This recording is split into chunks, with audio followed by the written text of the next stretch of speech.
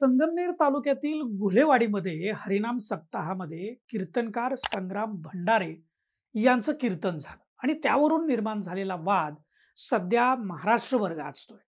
या वादातल्या घटना पाहिल्या तर महाराष्ट्राचं राजकारण कसं सुरू आहे हे आपल्याला समजून येईल. आणि या वादातून एक गोष्ट फार प्रकर्षानं पुढे आलेली आहे आणि ती गोष्ट म्हणजे पहिल्यांदाच काँग्रेसचा कोणीतरी नेता भारतीय जनता पार्टीकडून आखल्या जात असलेल्या डावपेचांना किंवा कट कारस्थानांना थेट भिडलेला आहे. काँग्रेसच्या ते नेत्याचं नाव आहे बाळासाहेब थोरात. तसं पाहायला गेलं तर बाळासाहेब थोरात म्हणजे एक संयमी शांत माणूस, परंतु कालच्या संगमनेरमधील मेळाव्यात आक्रमक बाळासाहेब थोरात आपल्याला बघायला मिळाले.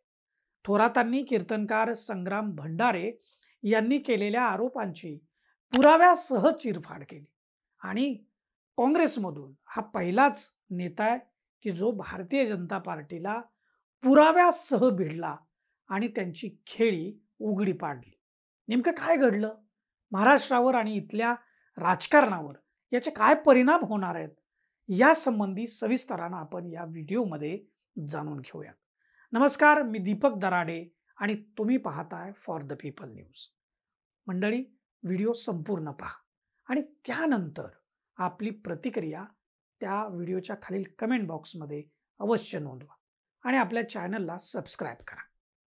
तर मंडळी, संगमनेर तालुक्यातील गुल्हेवाडी इथं हरिनाम सप्ताह शनिवारी 16 ऑगस्ट रोजी कीर्तनकार संग्राम भंडारे त्या सप्ताहामध्ये त्यांचं कीर्तन होतं आणि त्या दरम्यान बाळासाहेब थोरातांच्या कार्यकर्त्यांनी कीर्तनकार संग्राम भंडारे यांना धक्काबुक्की केली, त्यांची गाडी फोडली, त्यांचं कीर्तन बंद पाडलं, असे आरोप कीर्तनकार संग्राम भंडारे यांच्याकडून केले गेले.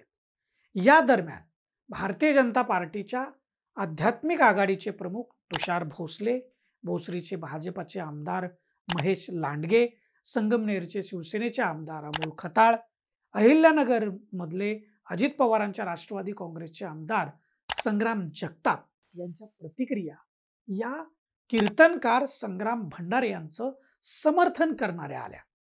तुषार भोसले यांनी तर बाळासाहेब थोरातांना गाठ आपल्याशी असल्याचं म्हटलं आणि स्वतः संग्राम भंडारे यांचा व्हिडिओ आपण सगळ्यांनी बघितला असेल. ते म्हणाले की नथुरामजी गोडसे व्हावं लागेल, असा तो उल्लेख होता. आता तो व्हिडिओ सोशल मीडियावर प्रचंड व्हायरल झाला. महात्मा गांधींची हत्या करणारा नथुराम गोडसे जर कीर्तनकार संग्राम भंडारे यांना पूजनीय असेल तर काय बोलणार आपण पुढे.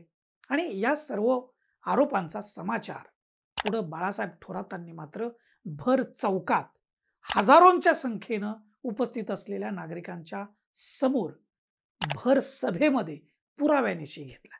भंडारे यांच्याकडून केल्या गेलेल्या प्रत्येक आरोपांची, तक्रारींची पुराव्यानिशी चिरफाड करीत बाळासाहेब थोरातांनी भंडारे महाराजांचा बुरखा टरटरा फाडला. गाडीची तोडफोड आधीच कशी झाली होती, कीर्तनकार भंडारे कीर्तनाच्या अगोदरच तिथं कसे आले होते, कीर्तनाच्या ठिकाणी ते दुसऱ्या गाडीतून कसे आले होते, कीर्तनाच्या ठिकाणी भंडारेंना कोणीच धक्काबुक्की कशी केलेली नव्हती, असे सगळे पुरावे असलेले CCTV फुटेजेस बाळासाहेब थोरातांनी कालच्या संगमनेरमधल्या त्या सभेमध्ये दाखवले. हा सूर्य आणि हा जयद्र करीत भंडारेंसह इतरांनी केलेल्या आरोपांना, म्हणजे भाजपच्याच समर्थक आहेत ते सगळे, त्यांनी केलेल्या आरोपांना बाळासाहेबांनी उत्तर तर दिलंच, परंतु यापुढे संगमनेर तालुक्यात कुणाची दादागिरी आणि कोणावरही अन्याय होऊ देणार नाही, त्यासाठी अमृत सेना सर्वांच्या मदतीला येईल असंही ते म्हणालेत. बाळासाहेब थोरातांचं कालचं भाषण जे होतं ते वेगळंच होतं. 2014 मध्ये सत्तेतून काँग्रेस गेली आणि काँग्रेसला खरं तर घरघरच लागली. अनेक दिग्गज नेते काँग्रेसला सोडून गेले. त्यातल्या अनेकांना ED CBIची भीती दाखवूनच भाजपनं ओढलेलं आहे.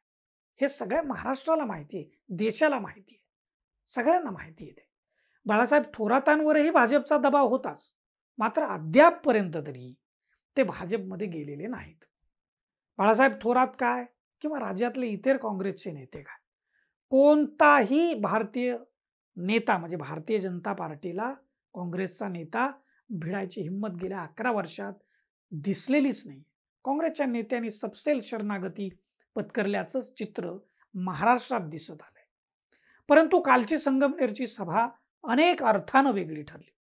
बाळासाहेब थोरात हे काँग्रेसचे ज्येष्ठ नेते आणि ज्या पद्धतीनं कालच्या संगमनेरच्या सभेमध्ये त्यांनी विकास कामासंबंधी होत असलेली षडयंत्र, यापूर्वी उभा राहिलेल्या संस्थांना अडचणीत आणण्याचे होत असलेले प्रयत्न आणि यातून ठप्प होऊ पाहणारी विकासाची प्रक्रिया, गावोगावी निर्माण होत असलेलं दहशतीचं वातावरण, समाजात दुही माजवण्याचे होत असलेले प्रयत्न, याकडं बाळासाहेब थोरातांनी अत्यंत स्पष्टपणे आणि पुराव्यानिशी महाराष्ट्राचं लक्ष वेधून घेतलंय.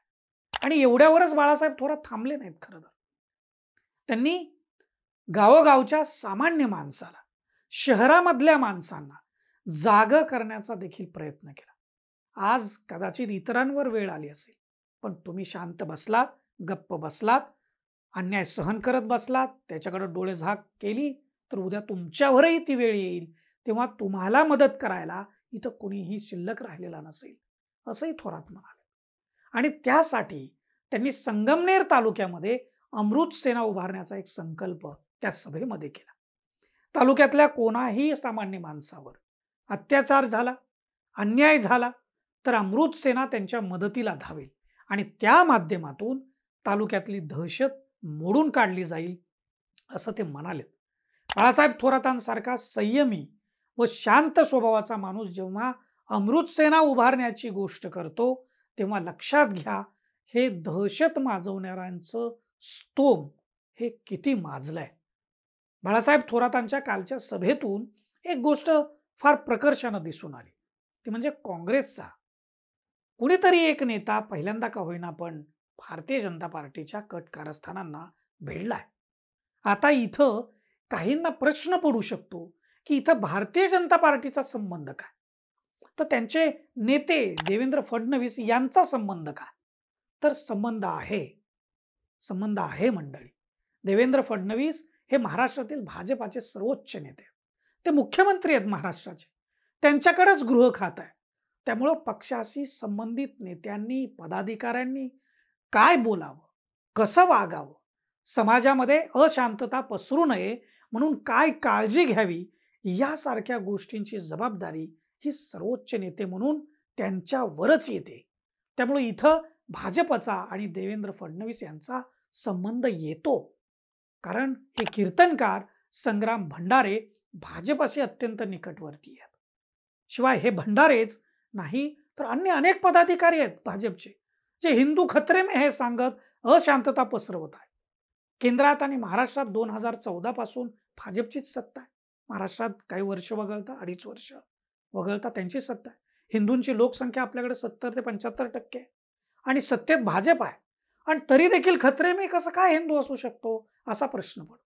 केवळ सत्ता जाऊ नये म्हणून सतत हिंदूंना अशांत ठेवण्याचा प्रयत्न तर सुरू नाही ना, अशी शंका इथं येते. सत्तेत राहण्यासाठी भाजपला हिंदुत्वाचं कार्ड खेळायचंय. हिंदू खतरे में हे सांगून हिंदूंची वोट बँक त्यांना त्यांच्या बाजूने खेचायची आणि त्यासाठी हे असे संदेश भंडारे सारखे कीर्तनकार वारकरी संप्रदायात घुसून गावोगावी समाजात दुही माजवण्याचा प्रचार करीत फिरतायत. त्याला सडेतोड उत्तर बाळासाहेब थोरातांनी संगमनेरमध्ये दिलाय. ती लढाई एवढ्यावरच संपणार नाहीये. त्याचा पुढचा अंक आपल्या समोर लवकरच येईल, कारण हे थांबणार नाही. परंतु आता तेवढ्याच आक्रमकपणे भाजपच्या कट कारस्थानांना भिडायचं असा निश्चय बाळासाहेब थोरातांनी स्पष्ट केला. काँग्रेससाठीच नाही तर सर्वच विरोधी पक्षांसाठी ही नवचेतना ठरावी अशी गोष्ट आहे. केवळ संगमनेरमध्येच हे घडतंय किंवा घडलंय असं नाही मित्रांनो. संपूर्ण महाराष्ट्रात ठिकठिकाणी असे प्रकार सुरू आहेत. बाळासाहेब थोरातांप्रमाणेच सर्वच ठिकाणच्या विरोधी पक्षातील नेत्यांनी, कार्यकर्त्यांनी मजबूतीने एकमेकांना साथ देत निर्भीडपणे या षडयंत्रांचा मुकाबला केला तर ही षडयंत्र करणाऱ्यांचे मनसुबे नेस्तनाबूत होतील.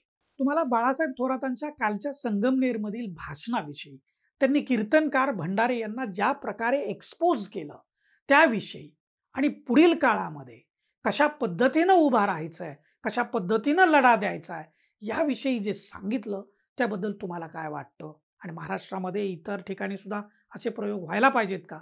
याविषयी तुम्ही व्हिडिओच्या खालील कमेंट बॉक्समध्ये आवर्जून लिहा आणि फॉर द पीपल न्यूज चॅनलला पण सबस्क्राईब करा, लाईक व फॉलो करा. धन्यवाद.